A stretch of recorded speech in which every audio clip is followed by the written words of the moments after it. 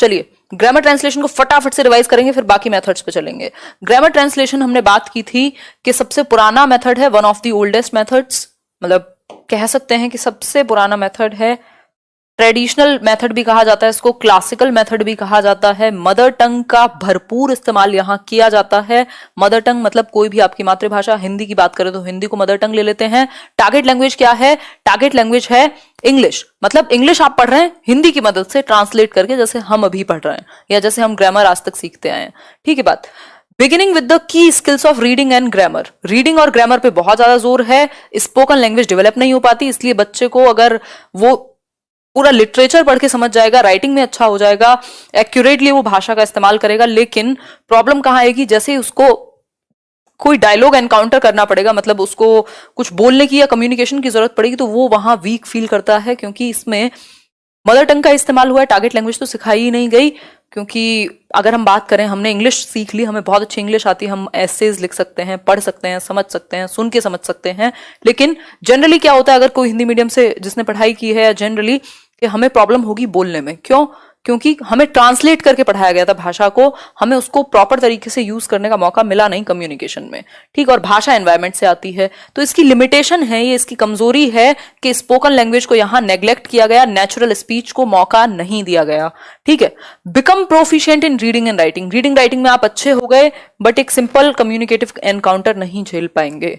ठीक, और अगर मैं बात करूं तो लिटरेचर टारगेट लैंग्वेज में आप अच्छा पढ़ पाएंगे। इसके अलावा आइसोलेटेड जो वर्ड्स हैं उनकी फॉर्म पर, उनके मीनिंग्स पर ज्यादा जोर दिया जाता है, यानी वोकैबुलरी अच्छी हो जाएगी, एक्यूरेटली आप यूज करना सीख जाएंगे भाषा को, मतलब गलतियां कम होंगी, रूल्स वगैरह आप सही तरीके से इस्तेमाल करेंगे। फिर अगर मैं इसके बाद की बात करूं तो क्वेश्चन है आपके सामने, लिटिल और no attention is given to pronunciation in dash method. तो ग्रामर ट्रांसलेशन मेथड में प्रोनाउंसिएशन पर फोकस नहीं होता, क्योंकि सिर्फ ट्रांसलेशन पर फोकस है, अनुवाद पर फोकस है, प्रोनाउंसिएशन को फोकस किया ही नहीं जाता, स्पोकन लैंग्वेज के एलिमेंट्स को फोकस किया ही नहीं जाता। ठीक है, ये तो हुई एक बेसिक सी बात। ठीक, एसएलटी कई लोग पूछ रहे थे, तो ये सिचुएशनल लैंग्वेज टीचिंग कहेंगे इसको, सीएलटी है कम्युनिकेटिव लैंग्वेज टीचिंग, आगे डिस्कस करने वाले हैं। Grammar translation method of teaching English heavily relies on. किस चीज पर ये बेस्ड है? फटाफट से आंसर करके बताओ, किस चीज पर बेस्ड है? स्लो। अब इसके बाद स्लो चलेंगे, ये मेथड कल मैंने करा दिया था ना, इसलिए मैं इसको तेजी से रिवाइज करा रही हूं। हाँ, आज क्लास ठीक चल रही है, बहुत बढ़िया जी। ये हैवीली रिलाय करता है किस चीज पर? मीनिंग बेस्ड टीचिंग पर, मीनिंग बेस्ड टीचिंग पर। ठीक है, तो इसको ए को सही करना, बी को गलत कर देना, मैंने लास्ट टाइम शायद बी बताया होगा।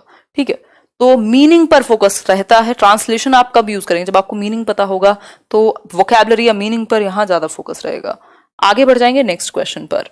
नेक्स्ट क्वेश्चन क्या है देख लीजिए, डायरेक्ट मेथड, बहुत इंपॉर्टेंट है डायरेक्ट मेथड। डायरेक्ट मेथड की अगर हम बात करें तो इसको कह सकते हैं हम डायरेक्टली हम भाषा का इस्तेमाल करेंगे उसी लैंग्वेज का जिसको हम सिखाना चाहते हैं, मतलब इंग्लिश सिखाना चाहते हैं तो ट्रांसलेट नहीं करेंगे, एज इट इज इंग्लिश में ही कन्वर्सेशन होगी। ठीक, जैसे इंग्लिश मीडियम स्कूल्स में अगर आप बहुत सारी जगह पर क्या है कि आपको कम्युनिकेट इंग्लिश में ही करना है बच्चे को, अब वो कम करे ज्यादा करे जैसे करे, और टीचर्स भी उससे इंग्लिश में ही बात करेंगे, हिंदी बोलने पे 5 रुपए का फाइन है, ये वो वाला मेथड है डायरेक्ट मेथड। ठीक है बात, तो ये नेचुरल या फिर रिफॉर्म्ड मेथड कहा जाता है इसको। ग्रामर ट्रांसलेशन का ऑपोजिट है ये, इसने टारगेट किया किसको? ग्रामर ट्रांसलेशन मेथड को, कि भाई ये तरीका सही नहीं है। ठीक, तो ये नेचुरल अप्रोच, मतलब सॉरी नेचुरल वे में यहां लैंग्वेज को सीखेगा बच्चा। ठीक है बात, डायरेक्ट मेथड है, डायरेक्टली आप टारगेट लैंग्वेज को यूज करेंगे। मदर टंग के यूज को डिस्करेज किया जाता है कि आप मातृभाषा को इस्तेमाल नहीं करेंगे, हिंदी बोलने पर 5 रुपए लगेंगे। Attention is on speaking and listening, यहां स्पीकिंग और लिसनिंग पर फोकस किया जाएगा कि आप ज्यादा से ज्यादा यूज करें लैंग्वेज को, और सुने भी तो टारगेट लैंग्वेज को ही सुने, यानी इंग्लिश सीख रहे हैं तो इंग्लिश को सुने, इंग्लिश को बोलें, उसी में आंसर करें। यहां ग्रामर इंडक्टिव तरीके से सिखाई जाती है और ग्रामर ट्रांसलेशन में डिडक्टिव। इंडक्टिवली कैसे? पहले एग्जाम्पल दिया जाएगा, मतलब नोन टू अननोन कह सकते हैं। ठीक है, इनडायरेक्टली सिखाई जाती है अगर मैं कहूं तो, वो आप जब लैंग्वेज को यूज करना सीख जाएंगे तो ग्रामेटिकल टर्म्स आपको पहले से पता होंगे कि अच्छा इसको ये कहते हैं, इसको ये कहते हैं। ठीक है, तो जो हम आज तक यूज कर रहे थे नाउन और ये सारी जितने भी नेम्स हम यूज कर रहे थे उनको नाउन कहते हैं, बाद में आप डेफिनेशन बताएंगे। ठीक है बात, लेकिन यहां एक प्रॉब्लम थी। प्रॉब्लम क्या थी डायरेक्ट मेथड में? कि इसके लिए टीचर बहुत प्रोफिशिएंट चाहिए, टीचर अपने आप में कॉम्पिटेंट चाहिए, बेहतर टीचर हो और क्लास छोटी हो, 35 बच्चों की, या मतलब छोटी क्लास हो। अगर बहुत ज्यादा बड़ी क्लास है तो फिर प्रॉब्लम आएगी, उतने अच्छे से ये जो मेथड है वो काम नहीं कर पाएगा। तो इसके लिए ज्यादा प्रोफिशिएंट टीचर्स चाहिए, छोटे क्लासेस चाहिए, ज्यादा रिसोर्सेज चाहिए, इसलिए ये मेथड थोड़ा सा प्रॉब्लमेटिक रहा, इसको यूज करना उतना आसान नहीं रहा। ठीक है बात। कल का जो वीडियो कंप्लीट नहीं है तभी तो आज कर रहे हैं सोहन, है ना, वो बीच में रुक गया था। अब क्वेश्चन देख लीजिए एक बार। The method of teaching foreign language without using the pupil's first language is, मतलब कि कौन सा मेथड है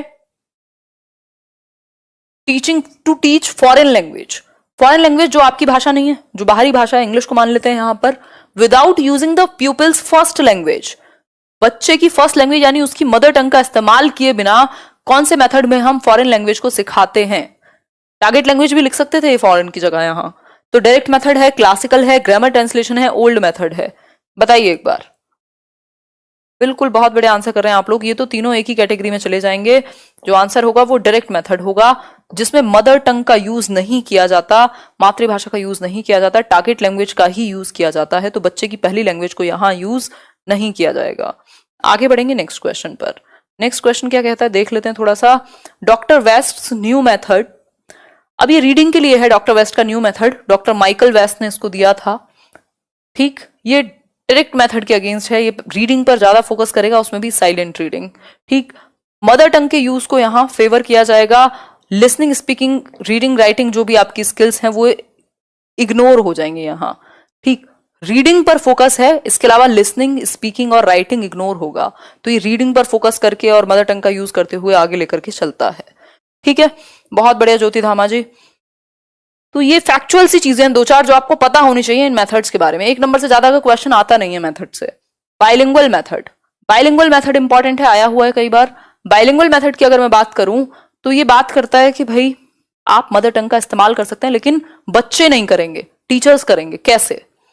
सीजे डॉडसन ने दिया था इसे 1960s में। The help of mother tongue is also taken along with the target language, जो टारगेट लैंग्वेज है इंग्लिश का तो इस्तेमाल किया ही जाएगा, साथ में मदर टंग को भी हेल्प के लिए यूज किया जाएगा, लेकिन वो यूज कौन करेगा? टीचर्स करेंगे। ठीक, वो बच्चों को अलाउड नहीं है। Children are not allowed to use the mother tongue, बच्चे अपनी मातृभाषा का प्रयोग नहीं करेंगे, टीचर करेगा जहां जरूरत पड़ेगी। इसमें एक सैंडविच टेक्निक होती है, उसका इस्तेमाल किया जाता है। सैंडविच टेक्निक कैसे? सैंडविच में आप बीच में पेस्ट भरते हैं या जो भी एक डालते हैं मटेरियल, और दोनों साइड ब्रेड होती है ऊपर। ठीक, तो वो जो ब्रेड या दोनों साइड का काम है वो आपकी टारगेट लैंग्वेज का होगा, यानी इंग्लिश, यहां भी इंग्लिश, और बीच में मदर टंग से आप स्टफ कर रहे हैं इसको। ठीक, यहां मदर टंग आ जाएगी। मान लीजिए आपने कहा आई वेंट टू लंडन, फिर आपने हिंदी में कहा मैं लंदन गया था, उसके बाद आई वेंट टू लंदन, तो ये सैंडविच बन गया ना एक, जिसमें आपने मदर टंग को हेल्प की तरह इस्तेमाल किया। दोनों साइड में क्या है? टारगेट लैंग्वेज है। क्लियर हो गई बात यहां तक की? फैमिली प्राइमरी सोशलाइजेशन में किसने कहा सेकेंडरी? कौन है वो व्यक्ति? पकड़ के लाओ। ठीक है, तो ये बात हुई आपकी सैंडविच टेक्निक की, जिसमें मदर टंग को बीच में हेल्प के लिए यूज किया जाएगा। दोनों साइड जो है आपकी वो टारगेट लैंग्वेज है, जिसको हम इंग्लिश मान ही लेते हैं। ठीक, ऑडियोलिंगुअल मेथड, ऑडियोलिंगुअल मेथड क्या है? ये आर्मी मेथड भी कहा जाता है इसको। इसका यूज कहाँ होता था? वर्ल्ड वॉर के समय में जो आर्मीज थी वो अलग अलग जगह जाती थी, भाई किसी दूसरी कंट्री में, ऐसी जगह जहां उनकी लैंग्वेज ना चलती हो, कोई और लैंग्वेज चलती हो, तो उस केस में पूरी भाषा तो उनको प्रॉपर तरीके से सिखाना थोड़ा सा मुश्किल है, तो यूज किया जाता था ऑडियोलिंगुअल मेथड का। उनको कैसेट्स वगैरह या उस तरीके के स्ट्रक्चर्स को सुनाया जाता था जिससे वो काम चलाऊ काम कर जाए। ठीक, मतलब कि पैटर्न प्रैक्टिस पर फोकस था। मान लीजिए जो उनको कम्युनिकेशन करना पड़े उससे रिलेटेड वर्ड्स उनको या सेंटेंसेस उनको बार बार रिपीटेडली ड्रिल करा करके सुनाए जाएं, लेकिन लिमिटेड लैंग्वेज सीखी जा सकती है इससे, कंप्लीट लैंग्वेज आप नहीं सीख सकते। ठीक है, तो इससे क्या होता है कि लिमिटेड कर देती है आपको।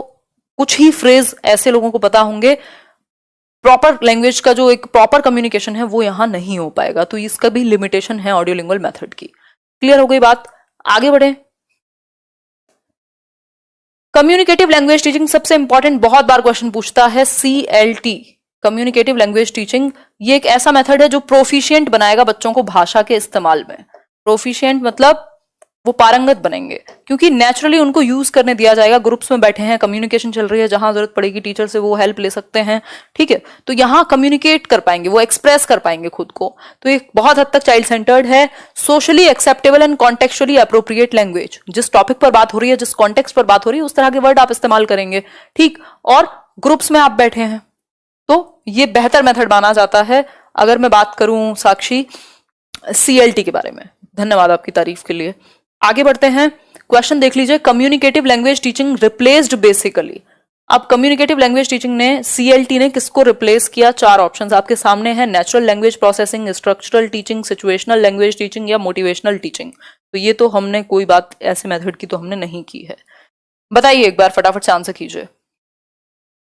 हाँ, आज थोड़ा सा फास्ट भी कर रहे हैं, क्योंकि एक तो इस टॉपिक में कुछ है नहीं खास ऐसा, ये बहुत ही बेसिक और क्या कहें इसको, फैक्चुअल सा टॉपिक है।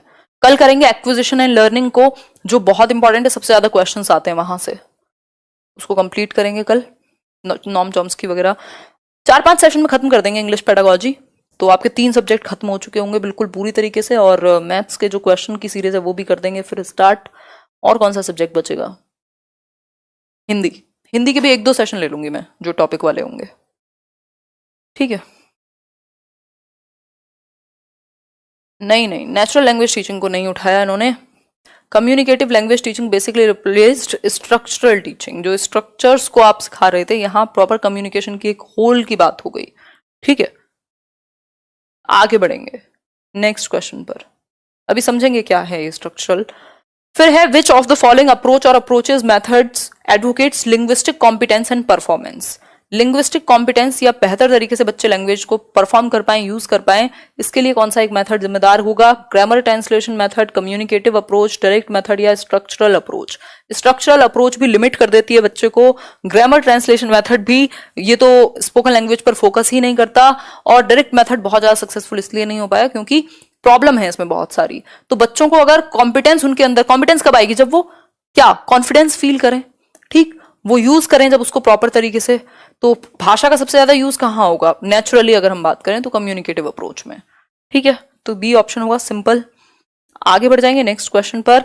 नेक्स्ट क्वेश्चन देख लेते हैं एक बार, मतलब next point, structural approach. Structural approach, जैसा कि आप नाम से जान पा रहे हैं, स्ट्रक्चर्स को आपने, कुछ फ्रेजेस को, कुछ क्लॉजेस को, कुछ सेंटेंसेस को आपने समझाया, ठीक है। तो ये स्ट्रक्चर पर फोकस करती है कि भाई इस तरह की सिचुएशन, सॉरी सिचुएशन की बात नहीं हो रही है, इस तरह के जगह पर स्ट्रक्चर ये वाला यूज होगा, तो आपने कुछ सेंटेंसेस को रटवा दिया एक तरीके से।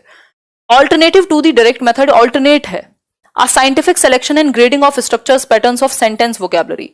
कुछ वोकैब से इस तरह के कुछ स्ट्रक्चर बनते हैं, इस जगह पर यूज कर सकते हो। तो ये लिमिटेड अप्रोच हुई, बहुत ज्यादा सक्सेसफुल नहीं होगा, ठीक है बात। इसी को रिप्लेस करने के लिए कम्युनिकेटिव लैंग्वेज टीचिंग की बात हुई। अब आ जाता है सिचुएशनल अप्रोच, या इसको सिचुएशनल लैंग्वेज टीचिंग भी कह देते हैं। ये आपका सिचुएशन से या कॉन्टेक्स्ट से रिलेटेड है। मान लीजिए आप सब्जी लेने गए हैं, तो वहां से रिलेटेड आपने बच्चे को 2-4 सेंटेंसेस का वहां इस्तेमाल किया या उस लैंग्वेज का इस्तेमाल किया, तो उस सिचुएशन से रिलेटेड जितने भी वर्ड्स होंगे या जो तरीका होगा वो ग्रैब कर लेगा बच्चा। तो सिचुएशन में आप यूज कर रहे हैं, ठीक है। वॉशरूम जाना है बच्चे को, तो वो उस तरह के वाक्य को इस्तेमाल करेगा, तो इस सिचुएशन से रिलेटेड होगा। देख सकते हैं स्वास्थ्य PRT के लिए। क्लियर हो गई बात? कोई समस्या? बिल्कुल। आप मार्केट गए, वहां के रिलेटेड कुछ वर्ड्स होंगे, आप पटाखे खरीदने गए हो, बस ये आजकल तो प्रमोशन के लायक नहीं रहा है, तो हमारे बचपन में चलता था ऐसे, दिवाली पे पटाखे खरीदने गए हो तो मार्केट में आप कुछ वर्ड्स का इस्तेमाल करोगे, एक सिचुएशन में उससे पूछोगे, जो वेंडर है उसको मांगोगे कुछ, तो उस सिचुएशन में जिस भाषा का इस्तेमाल होगा, अलग अलग सिचुएशन में जिस लैंग्वेज का आप इस्तेमाल करते हो, जिन वर्ड्स का आप इस्तेमाल करते हो, उसके अकॉर्डिंग चीजें चलती हैं, ठीक है। चलिए आगे बढ़ते हैं साक्षी। नेचुरल अप्रोच ऑफ टीचिंग, ये इंपॉर्टेंट है, इस पर एक आध क्वेश्चन जनरली पूछ लेता है घुमा फिरा के। ये जो बेसिकली स्पेशली लैंग्वेज 1 जिन्होंने चूज किया होगा, natural approach of teaching English was developed by Tracy Terrell and Stephen Krashen. अभी भी जिंदा हैं स्टीफन क्रैशन, इनके बहुत सारे लेक्चर्स आप सुन सकते हैं, यूट्यूब पर भी अवेलेबल होंगे, ठीक। खैर रहने दीजिएगा, आपको सीटेट में लेक्चर नहीं आएंगे, ठीक है। तो ये हमारे जैसे खाली लोगों का काम है, ठीक।